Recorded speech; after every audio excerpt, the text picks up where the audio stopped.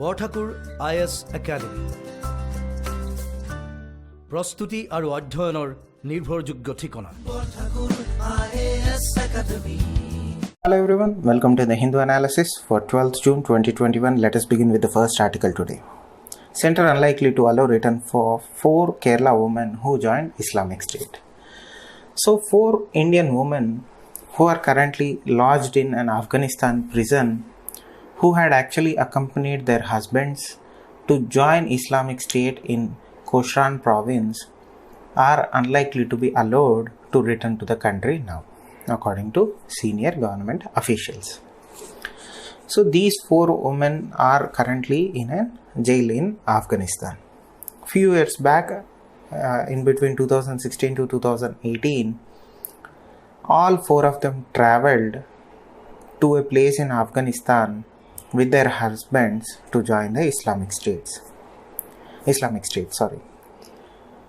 When a coalition force was formed to defeat Islamic State and Islamic State was defeated, their husbands were killed in different attacks in Afghanistan. Now these women are among thousands of Islamic State fighters and affiliates who have surrendered before security forces. Now these people are asking permission to return to their home countries.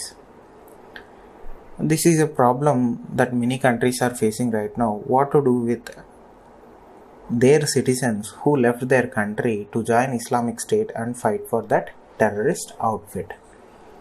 When their husbands or when they surrendered in front of security forces, the home countries denied and revoked their citizenship, forcing them to be lodged in the respective countries where they were captured, particularly in the case of Afghanistan, Syria and Iran. Close to 400 and 500 terrorists who are foreign fighters, as they are identified as, are lodged in Afghanistan prisons.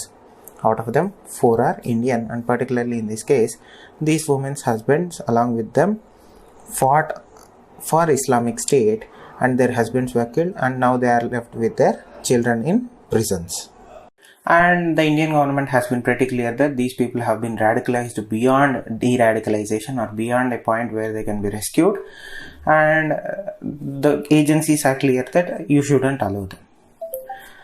So the Afghanistan government reached out and said that what should we do with these 4 women who are Indian nationals and what should be the future proceeding. It's not that easy that let us allow back these people into the country. It becomes a security issue, it becomes a security implication. Who are going to monitor these people in the future?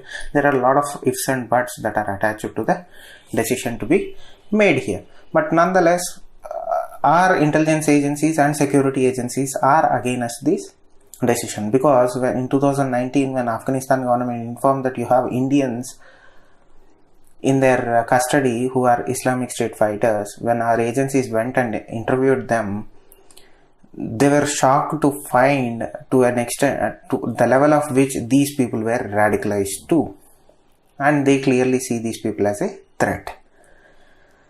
Now there is one way out of this, which is the French way, that is called the French government revoked their citizenship,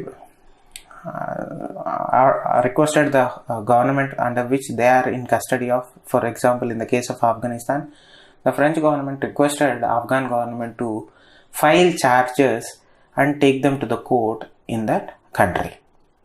Now it looks like India is also follow the same procedure by asking Afghanistan to produce them in front of the court and try them under the Afghan law, which is the likely option that India is going to choose here. But nonetheless, in the coming few months, we are going to see more cases like this, or at least some resemblance of cases like this, where people who fled our country to join terrorist organization wishing to return back to our country again. But nonetheless, this is not something new, but this is first time that India is experiencing this. Many countries like US and UK have far more number of their citizens who have joined this terror outfit and now are requesting to be repatriated back to their home country, which those countries have clearly denied. UK is considering few cases, but nonetheless they have, till this point of time, no country was willing to allow these people who joined a terrorist organization willingly back into their countries. On to the next article. Bru refugee rehabilitation in Tripura hits a green panel hurdle. Now, we are pretty much aware that on January 16th of 2020, the Home Ministry reached an agreement with Tripura and Mizoram governments on the possible rehabilitation and the final rehabilitation of Bru refugees that are residing in Tripura. Now, and there are certain promises that were made for the rehabilitation of these refugees who escaped or ran from persecution. Now, the government of Tripura called for an proposal for construction of camps for these settlements or housing society for these people to be resettled into. According to the plan, they were supposed to be rehabilitated in an area which was declared to be a reserve forest area. Now, somebody filed a complaint against this proposal for construction in a reserve forest area, and the National Green Tribunal has sought replies from the Forest Department and District Administration of Tripura on the complaint that Bru refugees from adjoining Mizoram were being resettled in a forest area. Now, currently there are close to 40,000 Brus who have been living in Tripura relief camps since 1997, which, as I said earlier, after escaping an ethnic violence in Mizoram itself. Close to 7,000 refugees were repatriated who were willing to return to Mizoram after 9 phases of these repatriation exercise till November of 2019. The rest were unwilling to go because of security reasons, and a kind of a stalemate has ensued till the January 16th agreement between Tripura and Mizoram. Now, the idea for the Tripura government was to have construct an area for resettlement of these people in a 250 hectare area. But the petitioner found, when the petitioner who resides in that area where this camp was being constructed filed a case in front of the National Green Tribunal stating that the 250 hectare area which was assigned for the construction of these rehabilitation camp lies in a forest conservation zone or a reserve forest area, and it is in clear violation of Section 2 of the Forest Conservation Act of 1980.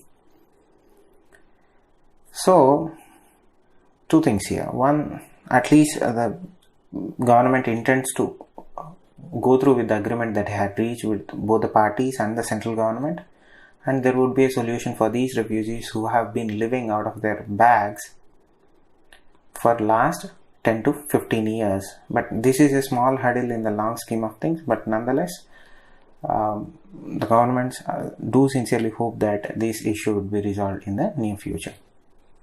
But the reason that I chose this particular article is the section of the Forest Conservation Act which goes in violation of construction of any structure or a permanent structure or a semi-permanent structure in a reserve area or reserve forest area, and the number of refugees who are being resettled due to ethnic violence in our own territories.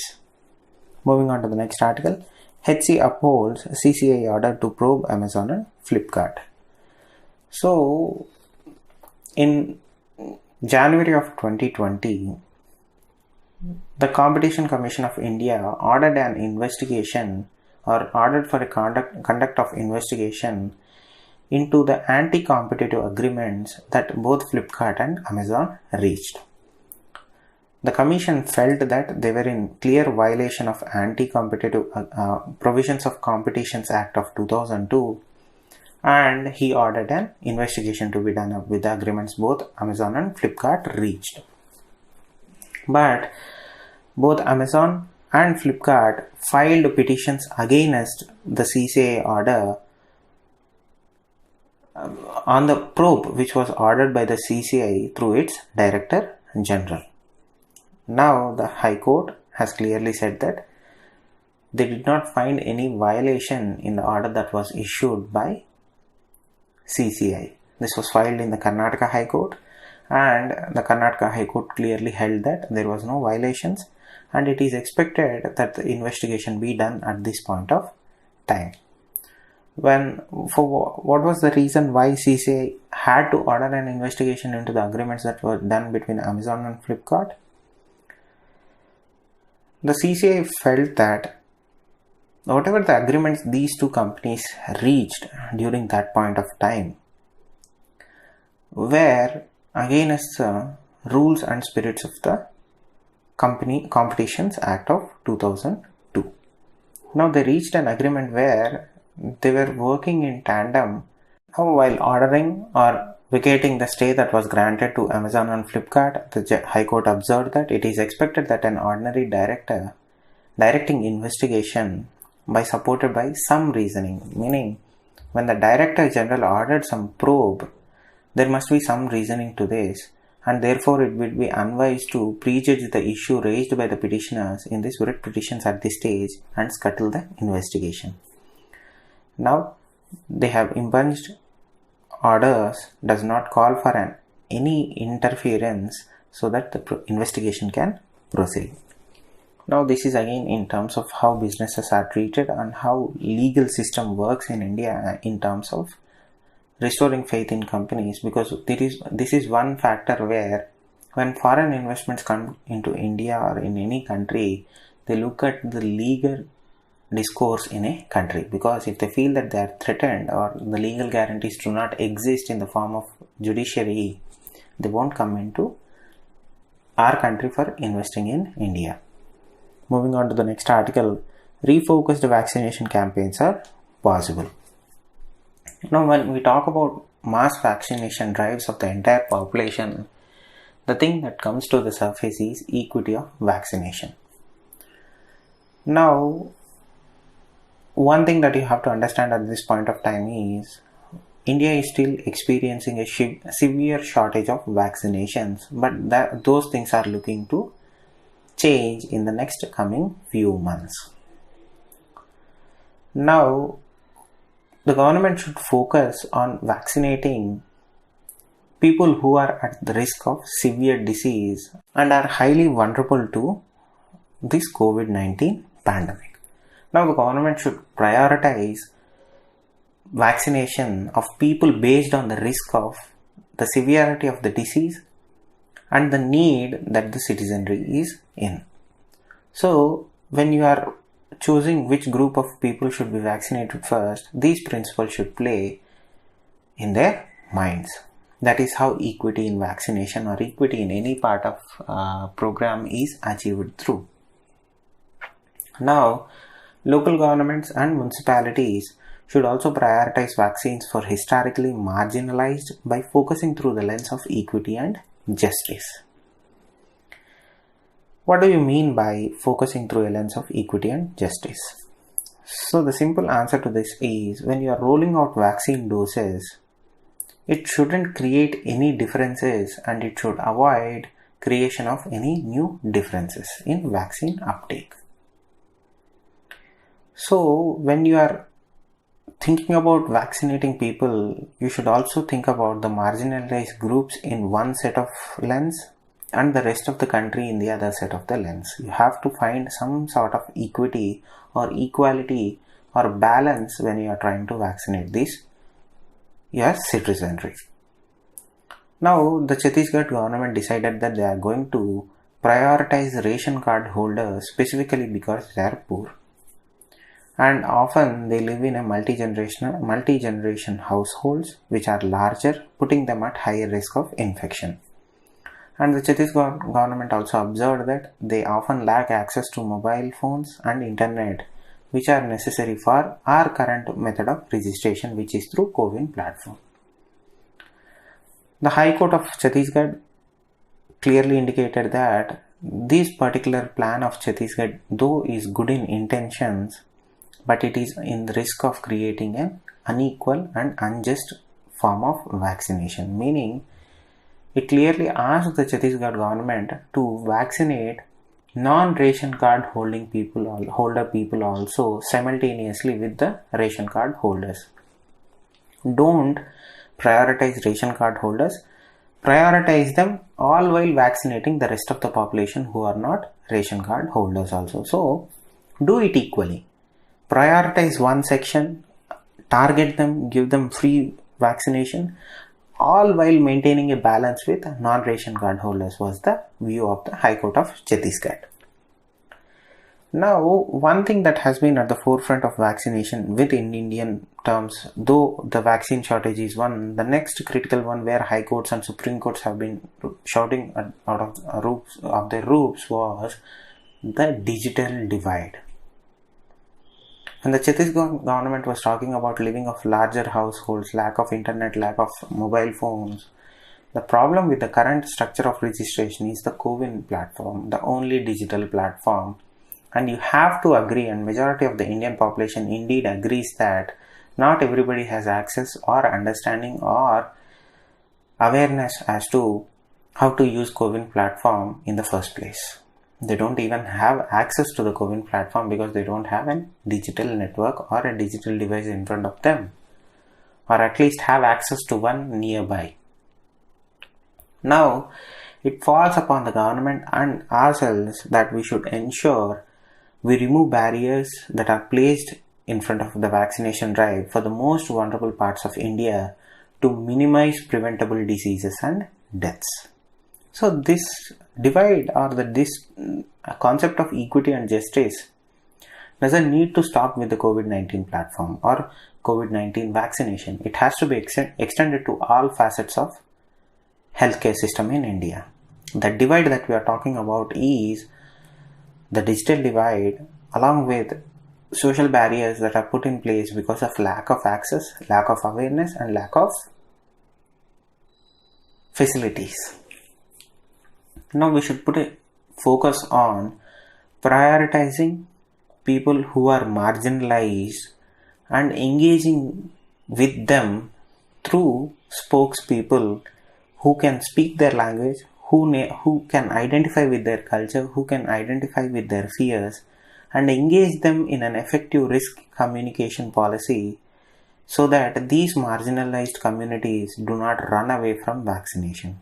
We have to build trust in the vaccine. Remember, yesterday we were talking about the tribal people of one particular village in Odisha who locked their houses and ran just because they were afraid of getting vaccinated because they believe some misleading information from social media and WhatsApp forwards.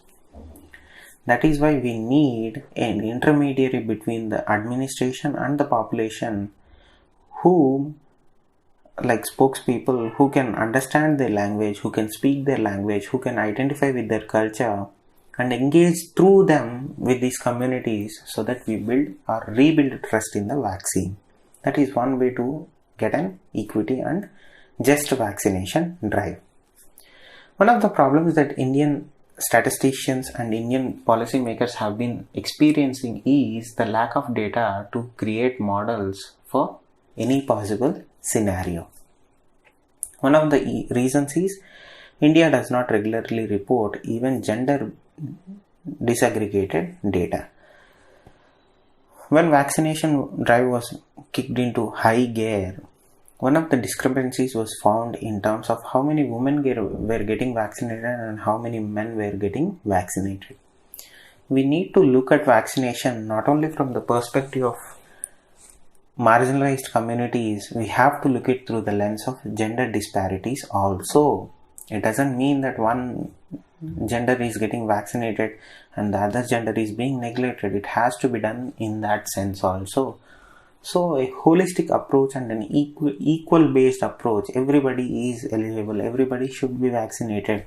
If one section or one particular marginalized community of the society is unwilling to get vaccinated or we are facing some uncertainties in their vaccination, it falls upon the shoulders of local governments, national governments, and local authorities and local political and religious leaders should engage with each other, should communicate with each other, and come together and formulate a policy where this inequality in vaccination or in any other social stigma is taken away and people are educated about the advantages of getting vaccinated, and these people are vaccinated. Again, the data things come into play. People don't know. In India, the problem lies with we don't collect enough data, and our policy is not based on data. Our policy is based on feelings. One of my good friends was saying that in India, governments do not frame policies on data and scientific understanding. They form policies on feelings, which doesn't work, which doesn't translate into masses. So we need at this point of time is we need good collection of data, good understanding of the data, which is more centralized and disseminated from to various aspects of the society, so that we understand where we need to allocate and mobilize resources. And at this point of time, local planning will need to go hand in hand with a refocus on equity and justice at the national and global levels as well. One of the least and most talked things at the same time but in different platforms is how richer countries are getting vaccinated. Richer countries are successful in vaccinating their population in higher number, and how poorer countries are still struggling to find enough doses just to vaccinate 30 to 20% of their population. When richer countries like European Union and United States are talking about reaching 80 to 90% vaccination levels, countries in Africa and some South Asian countries are still struggling to vaccinate just 10% of their population. In some countries in West Africa and East Africa, they are still struggling to vaccinate their healthcare workers there. They are not even thinking about vaccinating their population. At this point of time, 2 years into pandemic, they are still thinking about vaccinating their healthcare workers, frontline workers. Now it is time for the world to come together and ensure that not only their citizens are taken care, but the citizens of other countries, the citizens of the world are taken care. And when they talk about vaccine equity and justice, these countries who are hoarding vaccines in large numbers must at least realize now and try to let loose the grip that they are holding on vaccine supply chain. Now, with a refocused, rejuvenated local, national and global vaccination campaigns are possible, and that is the only way that we are going to come out of this pandemic. That is what equity and justice based vaccination drive means. Means everybody will be vaccinated, nobody will be neglected.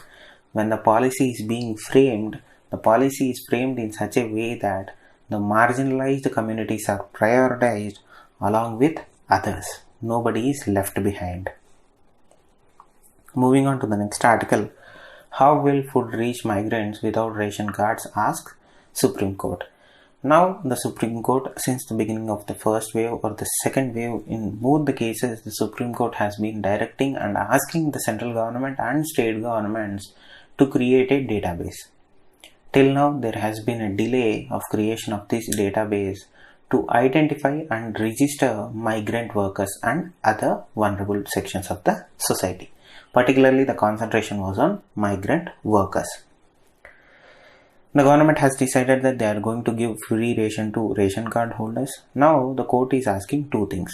Why are you delaying the creation of database that helps us in identifying and helps us to register workers so that they can be identified and services can be targeted to them? The second thing that they are asking is, why have you decided to give rations to only ration card holders? What about migrants who do not possess ration cards? Now it is your duty, both the center and state, to give ration card irrespective of the fact that if the person is a holder of ration card or not. You have to give rations because it is not time for you to decide rules and regulations. It is time for you to help people who are in need. The court observed that they know that there are certain percentage of population who do not have ration card but are in critical need of rations.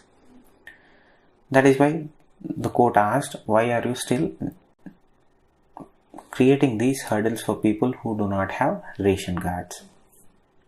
Now, as far as the creation of database, the government is saying that there is a delay in software or something like that.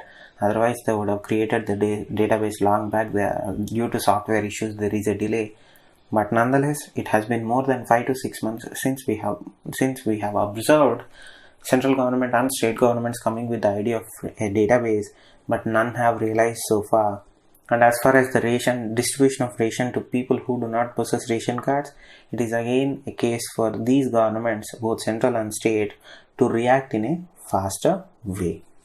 Coming to the next article in the same tone, execute ration card scheme, Supreme Court tells West Bengal. Now, the Supreme Court on Friday insisted that West Bengal government must implement One Nation, One Ration Card scheme because it will benefit migrant workers.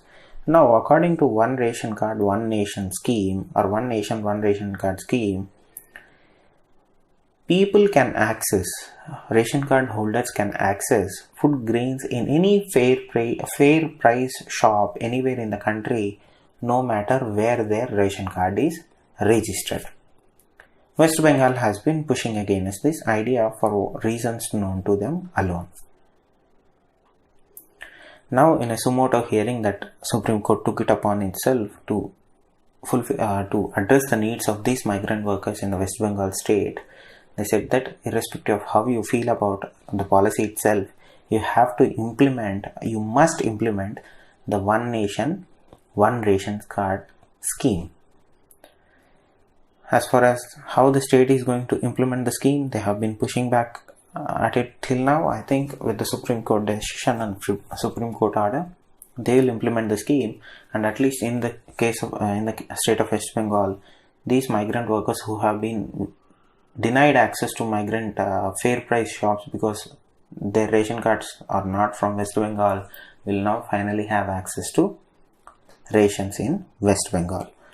Moving on to the next article, online module to map out of school kids. Now, the central government has set up a module to map out of school children and connect them to mainstream education through special training centers. One thing you have to understand during the pandemic was the percentage of high school dropouts or middle school dropouts or lower school dropouts was far higher than any other time in the past. Now, how do you bring these kids who dropped out of school back to the levels so that they can attend schools in a regular fashion? To address this issue, the central government is going to set up a module so that they can use special training centers to educate these kids or bring them back to the standards so that they can go back to school and continue their education.